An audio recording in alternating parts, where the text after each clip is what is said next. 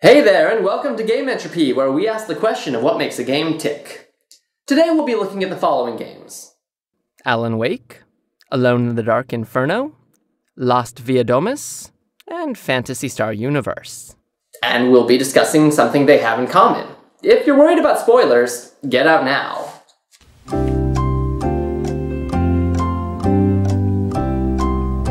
So, pretty much since CDs and gaming technology combined, and possibly sometime before then, there's been an effort to make games more cinematic, and aim to put them on the same level as the motion picture industry.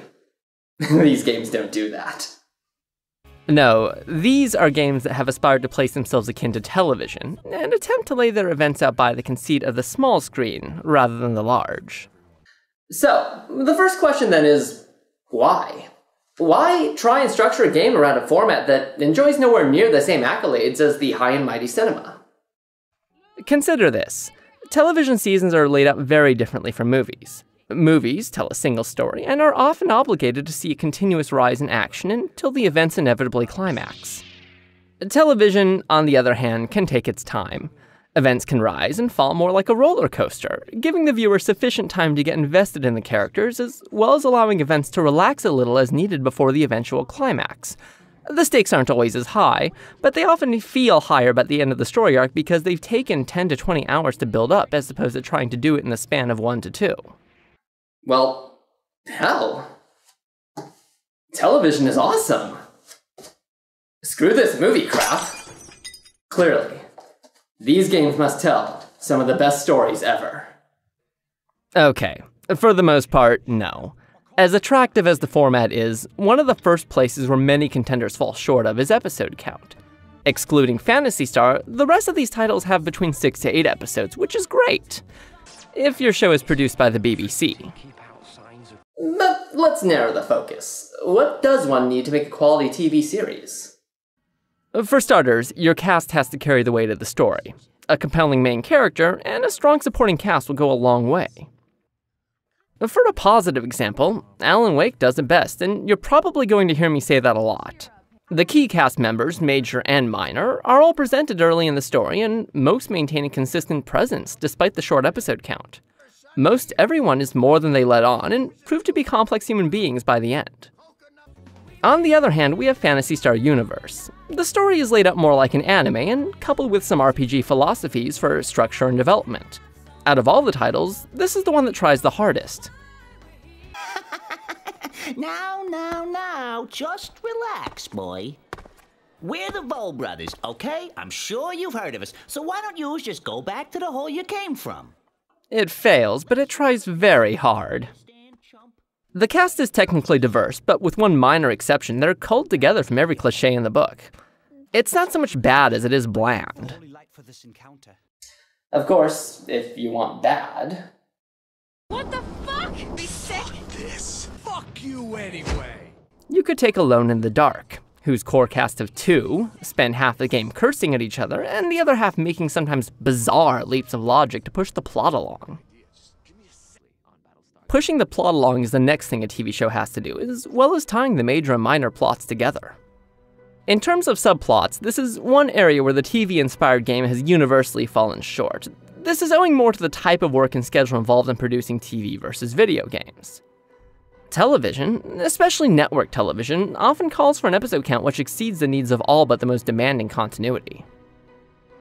The upside is that this can eliminate episodes that have little to no bearing on the long-term plot, or simply end up being unimaginative, such as having your protagonist end up in some sort of demon fight club. On the other hand, this also results in lost opportunities to do experimental but potentially revealing takes on just who your characters are. Whoa. Of course, the general upshot to this elimination is focus. Since the plot doesn't have the luxury of meandering, the events can keep moving towards the central goal and allow the impending climax without the weight of frivolous sidetracking. But when speaking of frivolous sidetracking, we're brought to another major problem: pacing. A common problem all these games have is the conflict of pacing the plot with the gameplay. Television will inevitably spend a good amount of time focusing on its characters rather than the action. This is partly for budgetary reasons, but it's also because interesting human beings are what make good entertainment. Games, on the other hand, demand conflict, puzzle solving, and yes, a whole lot of running around. Actually, out of anything, these titles rely heavily on all this running about at some point or another. From running around in the dark in Alan Wake, to navigating Central Park in Alone in the Dark, to the excessively large arenas in Phantasy Star Universe's story mode. The trouble games encounter is that doing too little of this is just as bad.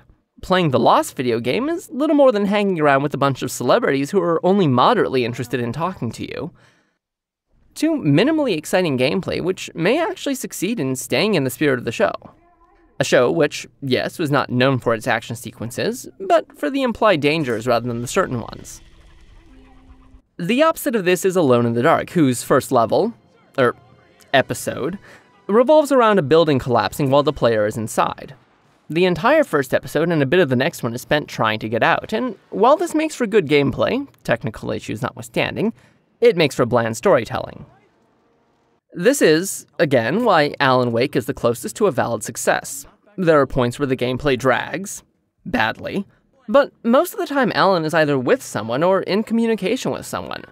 Television, and any good storytelling, relies as much on the dull moments as it does on the exciting ones. Scratch! There's no way you can climb down, though! It's like a sheer wall! Now, I'm not suggesting an alternative here because, in truth, I don't think there is one. Smashing a story-focused format into an interactive one and trying to keep the format consistent is an inherently difficult prospect. Does one favor the gameplay pacing or story pacing, especially when trying for something as structured yet intentionally fragmented as television? Of course, something like Heavy Rain gives us an idea how to keep the player involved, even during what is technically story, but what constitutes as robust gameplay unavoidably minimizes as a result. In short, we're risking less game in order to get the story right, and that isn't really a better alternative. Still, why use the format at all?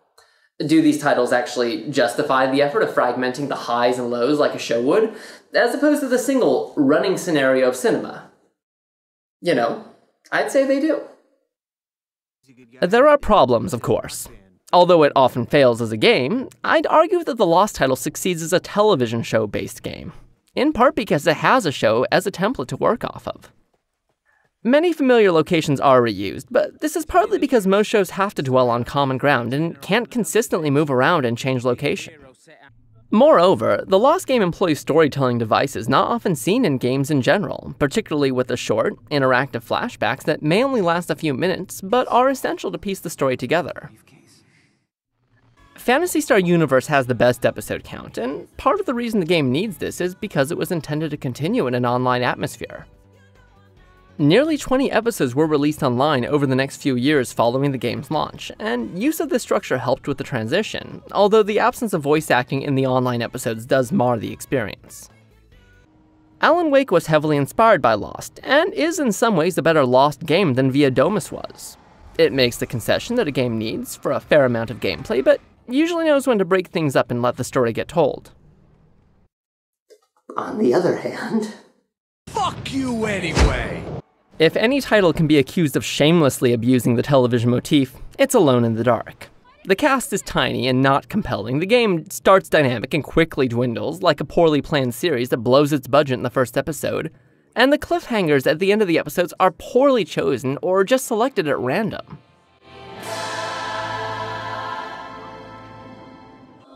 If you haven't played the game and felt nothing, don't worry! I didn't feel anything either. The game was presented in a DVD menu format, allowing you to skip segments or whole episodes, with the idea that the player could never get stuck. And while this mechanic works as advertised, nothing about the game screams TV show, other than a previously on montage. My God. Who the hell am I? I'm Sarah Flores. I'm an art dealer. You're not a cop, are you? I don't actually remember anything prior to waking up this evening. And a credit sequence at the end of each quote-unquote episode. Enough ranting. The game sucked. And it does commit the final insult, which, actually, all these games are somewhat guilty of. Cliffhangers. Alone in the Dark promises a bad ending no matter what you do, and it's also an open-ended ending for a sequel which we may never get, and probably won't care if we do. As cliffhangers go, this isn't the worst, if only because the plot doesn't really foster attachment to the characters. But what about those that do? Lost offers some intrigue in its outcome, but the events don't tie into the actual show in any way, and a sequel never manifested. This leaves us with Alan Wake, whose story cliffhangs twice. Yes, twice.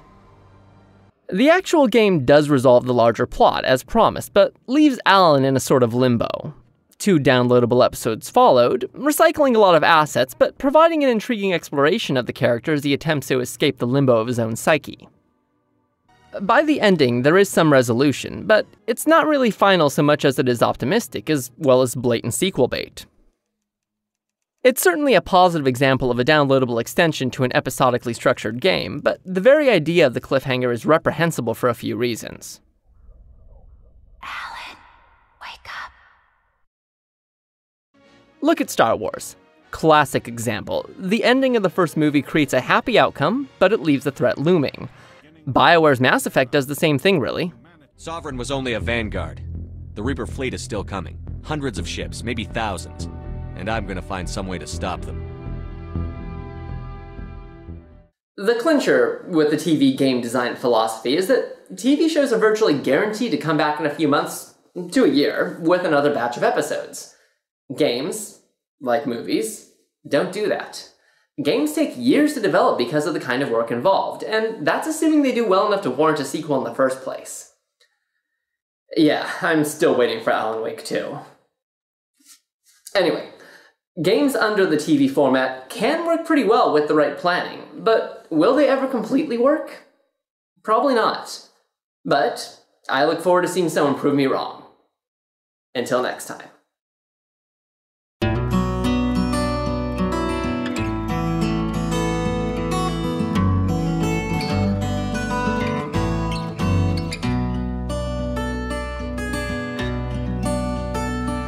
There's an altar wrought with mystery of Tom the poet and his muse, and a magic lake which gave a life to the words the poet used. Now the muse she was his happiness, and he rhymed about her grace, and told the stories of treasures deep beneath the blackened waves.